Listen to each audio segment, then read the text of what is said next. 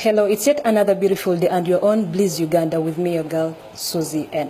And today we are having the man himself, Peter Miles. He's going to be telling us more about himself, more about his music career and why he has been lost for quite some time. So, hello, Peter Miles. Hello, how are you? You're most welcome on Bliss Uganda. Thank you, bless.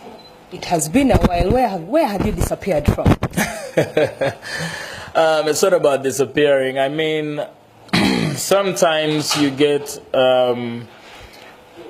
engagements in life because I've not only been concentrating on investing in music, but I've also been concentrating on other aspects of business and life and investment, you know, because when you look worldwide, the relevant artists and people who've managed to keep on track are people who have managed to think out of the box and invest wisely out of the music as well and create other brands away from the music. So when you look at people like P. Diddy, Jay-Z, Will Smith and all of them, you know, they invested wisely and it's a wise thing to invest after music. So I've also been concentrating a lot on business and concentrating on my international album, which also takes a quite good time to prepare and set up. So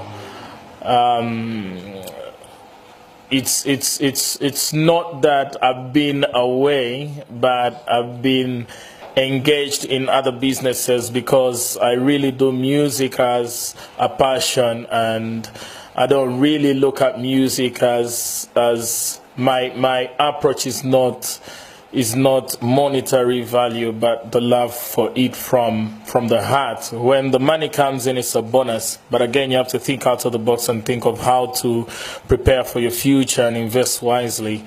So right now, you just found me in studio, and I'm working on my 2018-2019 projects, and those will include my local and international tune releases that I'll both release locally and internationally. Okay, so Peter Miles, what are you talking about? Is it this boatcruise business we are hearing about, or since? Yeah, I'm into a lot of tourism and water, luxury water, boating and transport and sports, and you know, because we have a lovely country that we need to exploit and we're not doing anything about it.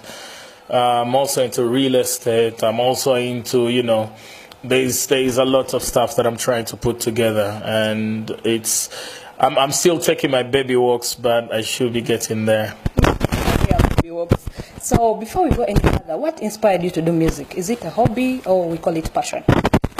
I'll call it passion. I'm born to a musical family, and I started, say, like playing musical instruments, keys and guitar and flutes and trumpets and everything at a very tender age of about 6 years. By 9 years, I was playing in church. I could play I could play service, a full service in church. So I should say it's passion, and my family has a musical background as well. So I should say it's within me. It's passion, and whatever you want to call it, love and passion, or whatever you want to call it. Yeah. Okay, so Peter Miles, you have run $1 million deal of transferring refugees. We would like to hear about the other story about that. $1 million is quite a lot of money. It's what we had. So when I got the time to meet you, I had to ask you. Yeah, of course, I had some engagements with the United Nations, and it's not about the money or it's not about how much I made, but it's about the love and care for humanity. You know, I had the facilities and I was able to save a number of refugees that were drowning on Lake Albert from Congo. And yeah, I had a meeting with the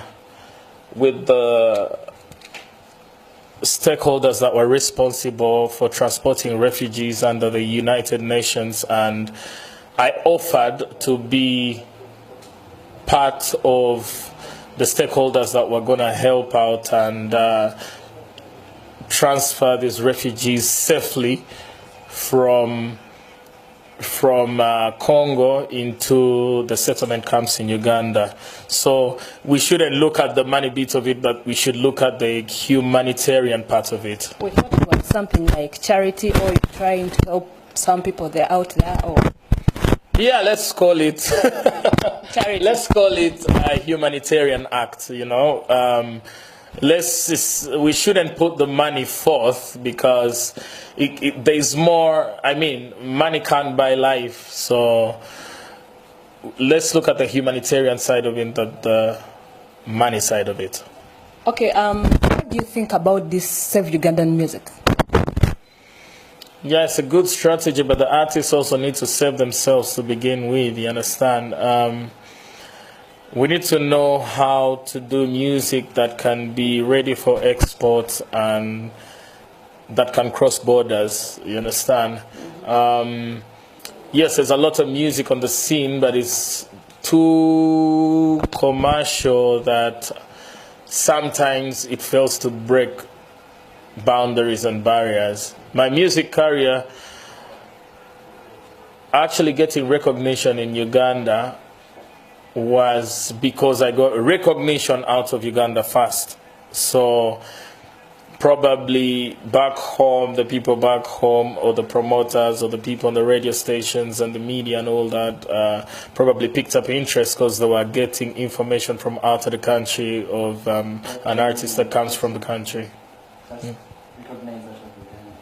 Well, what do you mean by first getting out of Uganda? I started my music career, and I was singing in patois, and I was trying to use some languages, English and patois, like languages that can cross borders, and basically it was local music in Uganda that was selling locally, and I didn't get justice for airplay in Uganda to begin with, but I got justice out of Uganda. So my music was playing more in Kenya than it was playing in Uganda, and it played in Tanzania and played in some parts of Europe and played in some parts of the Caribbean. So basically I blew up in Nairobi before I blew up in Uganda.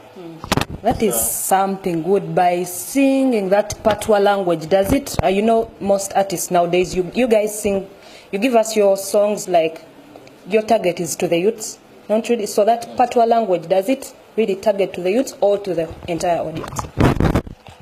It's not patois as a language, but it's English, because if I sing patois, because it's a lingua you use sometimes to make patterns in a verse, but again it's English that you can understand, so it's a universal language that can amalgamate different people from different parts of the world. I mean, Luganda is a language that relates to the central part of Uganda, which I also sing, but I also want to sing in a language, because I can't sing Francophone, I don't understand French, but I would like to use a language that can cross borders, that can give me a wide perspective and a wide circumference of my music worldwide, or other parts, or to people who understand English as a language.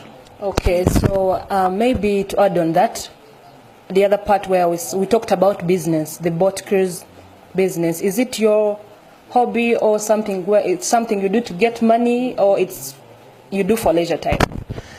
I should say both, because I never go for a business I don't have passion in.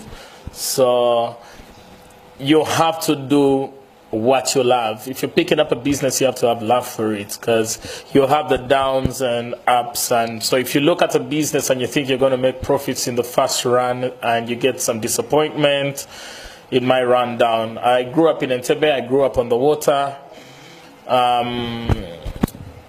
I love water, so it started as a passion, because I knew with time I definitely had to own a boat of my own, because I want to move on the water most of the time. That's where I get my... So how many boats do you own? There are a couple of them now. Oh, wow. Thank you so much. Yeah. So, Peter Miles, any last words you would love your fans to get? The people who get inspired from your music. Yeah, I'd like to thank all my fans for the time they've been there for me, and from time memorial, from 19 all along, you know, to today. And, you know, the love never ends because you keep finding them. All the fans I find, you know, in Uganda, in Nairobi, in the Caribbean, in Europe, in, you know, South Africa, you know, all parts, all walks of life, you know, it gives me joy, especially when I move out of the country and find that I've got fans out of the country. And my fans locally, you know, love comes straight from the heart back to them. Okay, I know. So since we have found you here in the studios, should we expect something, that you're cooking something there? Yeah, Actually, I just finished voicing a mad tune. I would call it a mad tune. Do you mind giving us a little bit? Should we call it a cappella? Yeah. I don't know if my ethics allow me to sing a song that's unreleased. Okay. Yeah. By the way, you are right. Yeah, but just believe me, you know, like my fans know, you know, I never disappoint when I get down on a track. You know, I just need a mic in front of me and a track in the background, and, you know, magic will happen. Okay, thank you, Peter Miles. It was a pleasure having you on Bliss Uganda. Thank you very much. It was a pleasure having you too. You are welcome. So our dear viewers, we have come to the end of the show. Catch us up next time, Bliss Uganda. It has been your host, Suzy N. God bless.